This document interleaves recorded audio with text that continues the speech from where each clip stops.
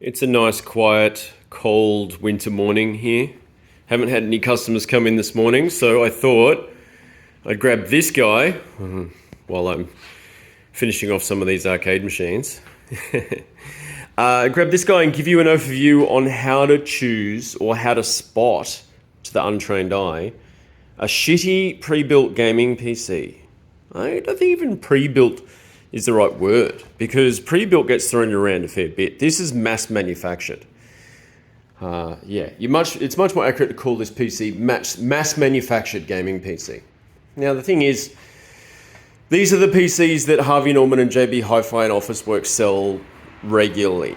Okay, so it's the sort of thing where I'm not saying every PC from JB HiFi and Harvey Norman and Officeworks is like this. But there's a very good chance that a big chunk of their catalog is. And I want to just point out how if you go into one of those stores and you see what looks like a good deal on a gaming PC, how to spot the bad points and just to know what you're getting yourself into, which is fine. Sometimes they're in a very competitive price, so that's cool, but definitely you need to know what's happening. Okay, so first of all, how to pick how to build a low quality mass manufactured gaming PC. There you go. That's how to think about it. Low quality mass manufactured gaming PC. Okay, so first of all, if you see this guy on the shelf next to the monitor, which is how they do it, they have the gaming PC there and then they have the monitor next door and they have all sorts of stickers. If it doesn't let you look inside the box, that's because they don't want you to look inside the box. If it doesn't have a big glass panel or something like that on the side, then that's because they're just jamming all sorts of crap in there and they don't want you to see. The other thing is if you have a look around the rear of the PC like this, you can see this here is the power supply, right? And if it is the same metal as the rest of the PC with no sort of stickers indicating its voltage or how strong it is or anything like that, this is the most ridiculously bare bones power supply ever. And that matters when you're talking about a gaming PC because it means that the technical requirements of this power supply are specifically designed for this unit and this unit only, which means you're never going to be able to upgrade it. You're never going to be able to do anything with it. And I'll show you more on that when we have a look at the internal wiring. The other thing is that this is just an open hole because there's bugger all airflow going on in here, right? There's a mesh. There's no airflow in the front. All of this is just for show. This isn't real. There's nothing going on here. If there's a fan in there, it'll just be placebo. It wouldn't be drawing any real air. But now, I mentioned that the engineering of the PC is also dodgy. Well, it's not dodgy, I keep saying dodgy, but I mean like the Australian dodgy, as in it's not, it may be trying to pass itself off as being a higher quality than it is by putting all sorts of manufacturers' logos here. See, they really sort of go, it's an Acer, and then they stick, stickers on it. HDMI, like that's a thing. Of course it's HDMI. Like how else are you supposed to connect it to a monitor? GeForce GTX. Like, come on. So, they're putting stickers on it to sort of distract you. They put all this rubbish on the side here. Huzzah! VR ready. By the way, this is totally not VR ready, like at all. There's no way I'd recommend this PC for VR. Like it's not even a thing. Right, I don't know what this is. This is a wireless charging? Anyway, see, it's like rubbish. Anyway, okay, I'm getting distracted. Right, side panel. Okay, glass is cheaper than this. Okay, there's a reason why they don't do glass. It's so easy to manufacture a case, like a piece of glass with 4 holes in it that screws on, than a metal sheet drilled out. Anyway, all right, enough rant. Okay, first of all, power supply. As I mentioned, it's just trash. It's just this. Power supplies traditionally are supposed to have, all the information on the side. This has, but you have to take it off, and when you read it, Let me see here. So this is a 500 watt max draw. It's tiny writing. But then when you look at the individual cords, so that's 500 watt max like across all of the cables. The max draw it can only draw here is 432 watt on that one cable, which isn't going to be enough to do anything going on. The other thing is, let me see, buried inside here, you can't see it.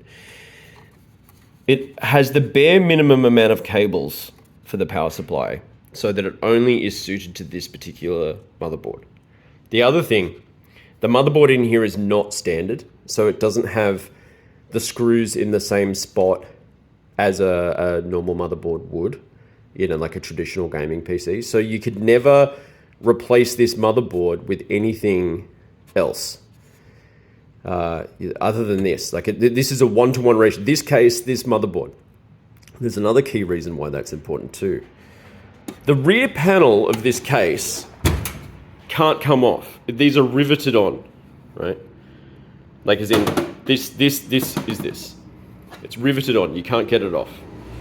The reason for that is the motherboard is actually bolted to the rear panel. So these screws for the heatsink here. For starters, they're not the right dimensions, so you can't put a third-party heatsink on here ever.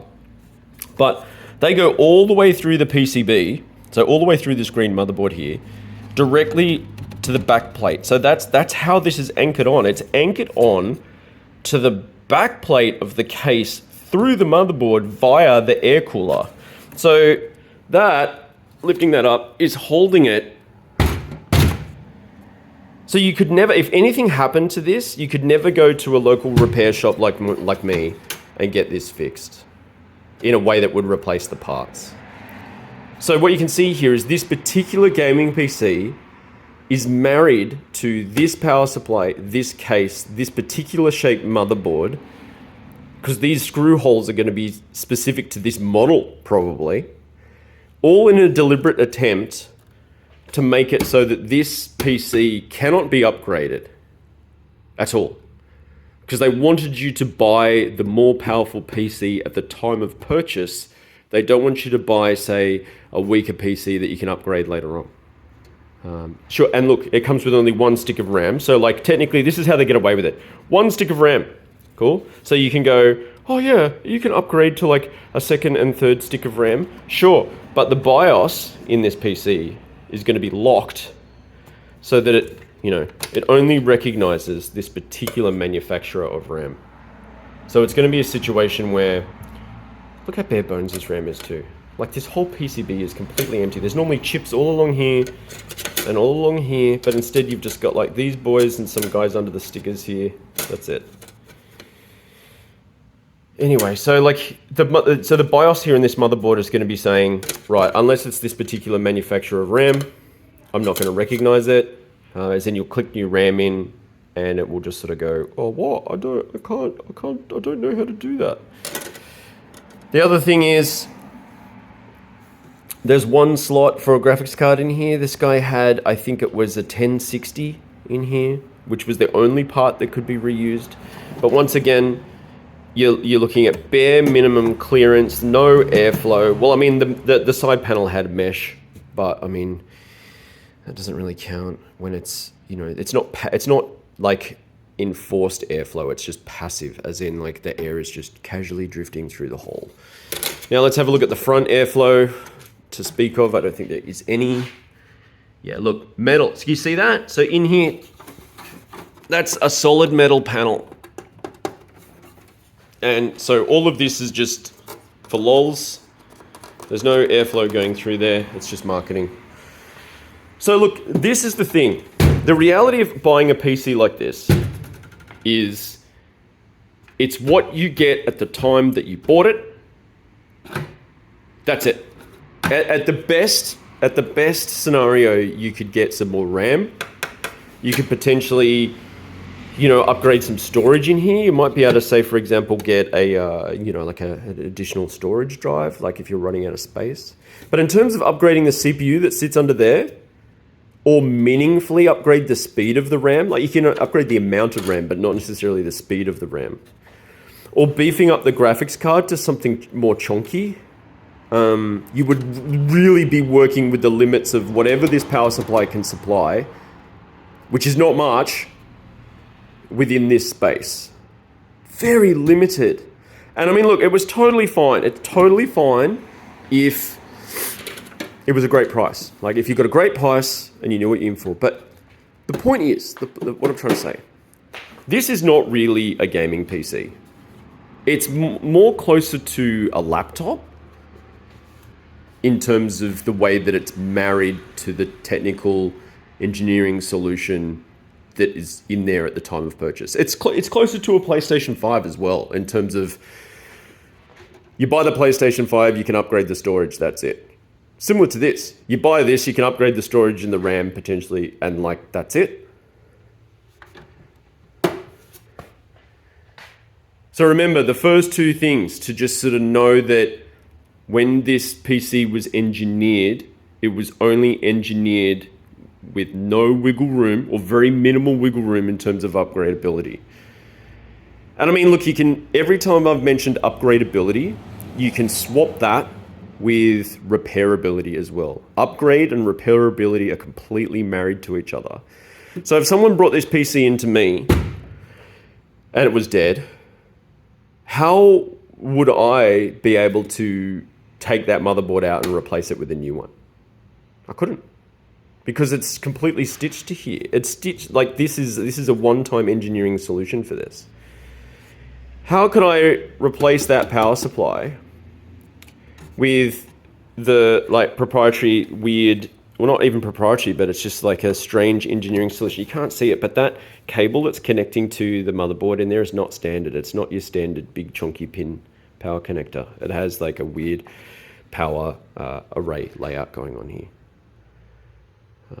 Yeah, and like things like mechanical hard drives. The other big tell is they'll, you know, on the side of the stickers, wherever they put the specs, they'll have SSD. And what they mean is it's going to be like a really small SSD. I can't even see. I think it's, yeah, so it's buried down in there as an M.2 SSD, and it's the smallest amount possible. It's usually like a 500 gig SSD. That's for the boot drive and everything. And they go put one of these chunky boys in, which is an old mechanical hard drive for like 2 terabytes of slower than USB stick storage solution. Like seriously. And you know, actually let me see. Let me see if I can one hand do this. Spin, spin, spin. Okay, there's that one. Get off there, magnetic. This one here. Ugh. So it's there. It's almost like hidden. This is like a policy of hidden in plain sight, where they hide the limitations of your PC that you buy in plain sight. So they're like, "What do you mean? We clearly labeled the specs on the side." And to be fair, like they have, but it shouldn't be. You know, depending on what the salesperson said in the store, like this is not. You know. Okay, yeah, okay. Oh, come back. Okay, so we've got, see, big chunky mechanical hard drive in there. And it's like the lowest quality one ever, a Western Digital Blue. Optical drive that like, you know, you're never going to use, but they include it so that it looks like it's legit. And yeah, fair enough. Down in here, there's like the world's most bare bones M.2 drive. It's like crazy small. You know, compare this to, say, my $2,400 gaming PC, right? So this is the one that I have, $2,400 gaming PC. This one's not finished yet, but I mean, just look at here on the stand. You can see the whole thing. It's completely modular, totally standard, easily repaired, ready to go, power supply with the actual wattage and everything written on it.